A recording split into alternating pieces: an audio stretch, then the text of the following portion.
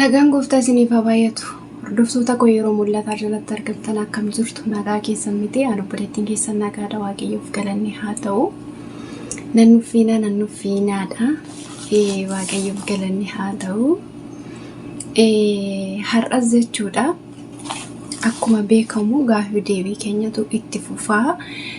Yeroo baay'ee wanti tokko yeroo namatti deddeebii baay'atu nuffii ta'uu mala. Garuu sagalee waaqayyoo hin nama qarumsaa, hin nama qajeelchaa, hin nama jabeessa malee hin nuffamu.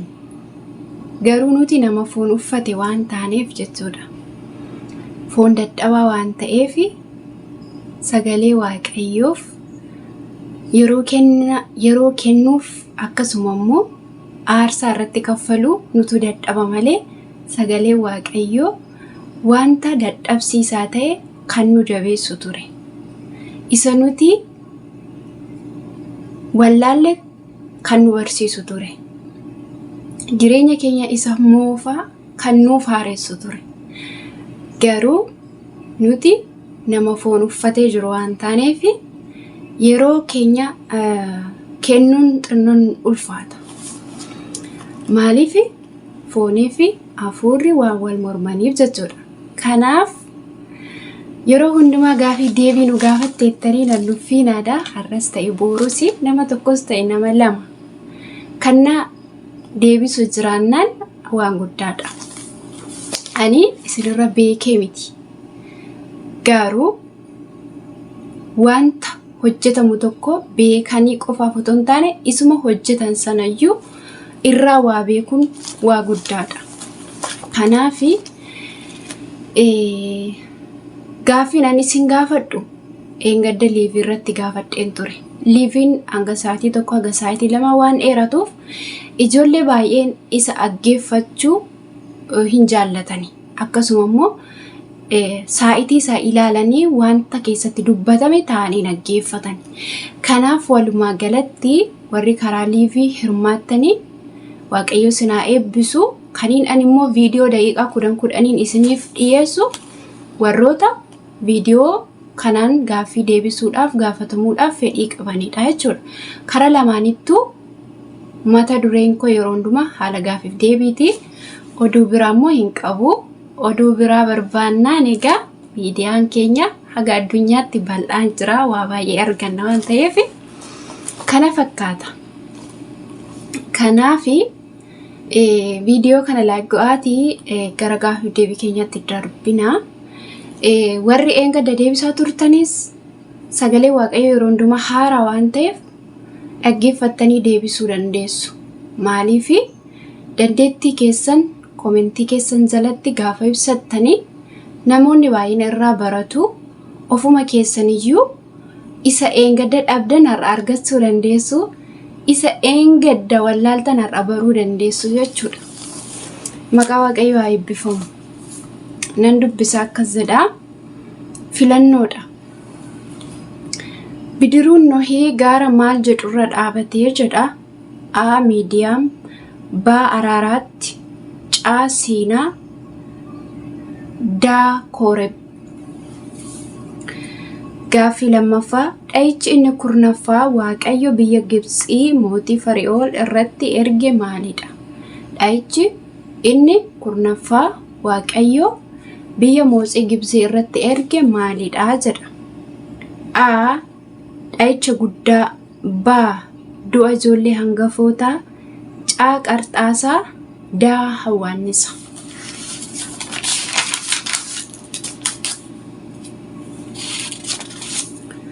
Sadaffaa. Filisxeemonni ija isaa balleessanii daakuu daaksisaa kan turan eenyudha jedha.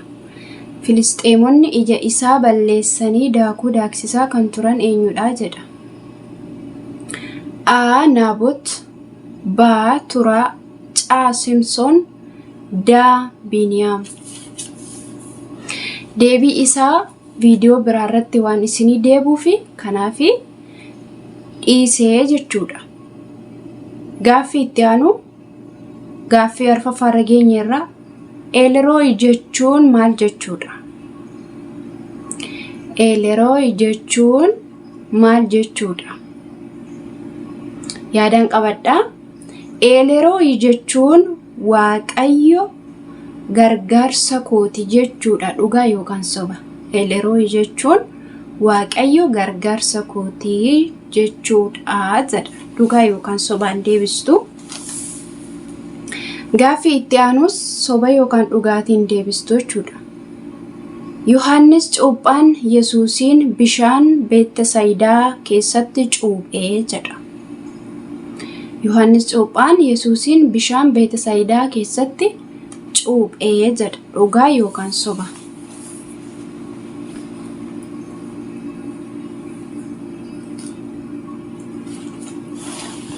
Gaaffii itti aanu ammas dhugaamaaf sobadha jechuudha. Addaam waggaa 960 jiraatee jedha. Addaam waggaa 960 jiraate. Gaaffii itti aanu filannoodha. Haga ammaa isin gaafachaa ture dhugaaf sobaa. Kan itti aanu immoo filannoodha. Amaanu'el jechuun maal jechuudha jedha. Amaanu'el jechuun maal jechuudha? A. Waaqayyo na arge. B. Waaqayyo na fayyise. C. Waaqayyo hundumaa danda'a. D. Waaqayyo nu wajjini. Gaaffii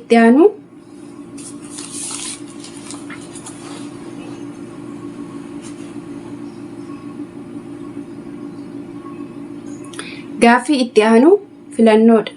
Yohaannis biyya bishaan keessaa isa kamitti kan inni mul'ata argee jedha. Yohaannis biyya bishaan keessaa isa kamitti kan inni mul'ata arge? A. Phaaximoon. B. Gaara Ejersaa. C. Naazireet. D. Galiilaa.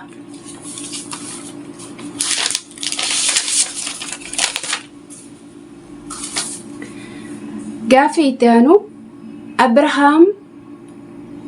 amantiin Abrahaam Waaqa biratti maal ta'ee lakkaa'ameef? Amantiin Abrahaam Waaqa biratti maal ta'ee lakkaa'ameef? A. Goota. B. Humna. C. Qajeelummaa. D. Jabina.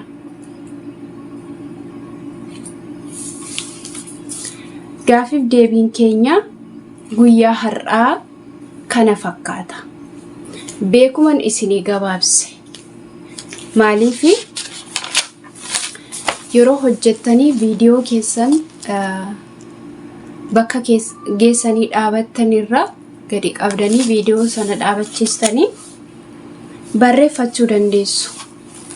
Akkasuma immoo jechuudha bakka ifa isinii ta'uu didettis akkasuma immoo bakka wanta haaraa isinitti ta'e macaafarraa dubbifattanii wal bukkee qabdanii dura sammuu keessan keessatti yaaltanii yoo dhabdanis yoo argattanis wanta isinitti ulfaate macaafarraa ilaalachuu dandeessu. Dhugaa dubbachuuf obboloota koo gaafa waan tokko barattu sababa wanta sana abdeef ofitti gaddita osoo hin taane akkati axxee macaafa sana dubbistu si godha.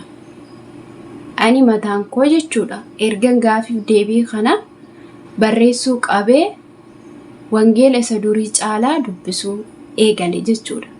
Dura yeroo kadhannaa akkasuma jechuudha yeroo sagantaan naalaatamudha dhugaa dubbachuuf kan ani irratti xiyyeeffadhu. Amma garuu waan tokko dirqama baruun qabattee gaafa keessi kee fedhii godhatudha. Sinii galee keessi kee fedhii qabataana wanti ati hin hojjennee fi wanti ati hin barre tokko hin jiru. Inni guddaan fedhii qabaachuudha keessi namaa jechuudha. Maaliif Waaqayyo keenya Waaqa jaalalaati wanta ta'eef Waaqayyo keenya Waaqa hafuuraati wanta ta'eef keessa keenya kan inni barbaadu. Kanaaf eebbifamaan isiniin jedhaa turtiin waliin taasistaniif Waaqayyo sinaa eebbisu. Ayyaanni Waaqayyo hunduma keessa wajjinaa ta'u eebbifamaa.